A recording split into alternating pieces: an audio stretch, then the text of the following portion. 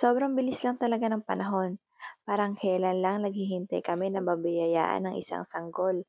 At ngayon, ito, dalawa na yung nasa harapan ko. Mahirap, mapuyat, nakakapagod, pero sulit lahat ng pagod, sulit lahat ng hirap. Dahil yung kaligayahang nararamdaman ko, hindi kayang ipaliwanag ng mga salita ko. Hindi ko alam kung saan ang galing o kung paano, basta naramdaman ko na lang to.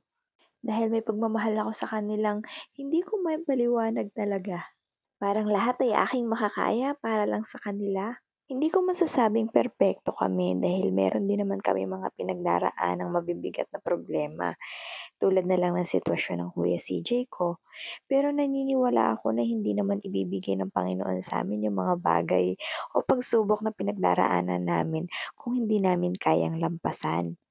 Of course, kayo din, kaya laban lang mga moms. Dahil isang ngiti lang naman mula sa mga anak natin, naku, para na tayong dinuduyan. Lagi ko talagang sinasabing heaven.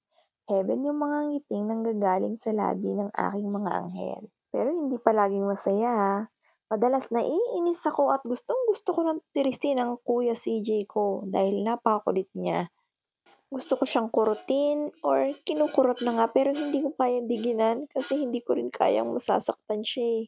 Alam kong maling hindi paluin ang mga bata, pero kapag kasi ako yung namamalo, nagigilty rin ako. Mas grabe yung guilt na nararamdaman ko, kaya wag na lang. Bahala na si Papa ang pumalo sa kanya kung gustong paluin. Minsan nga, ayoko naman talagang sumisigaw, ayokong pinapagalitan si Kuya CJ. Pero sa sobrang kulit niya, hindi pwedeng hindi ko siya pagagalitan.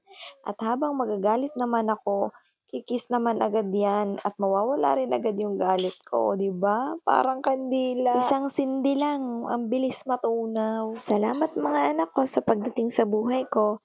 Salamat kasi napapasaya niyo ako. Yung sayang hindi ko pa naramdaman kahit kanino.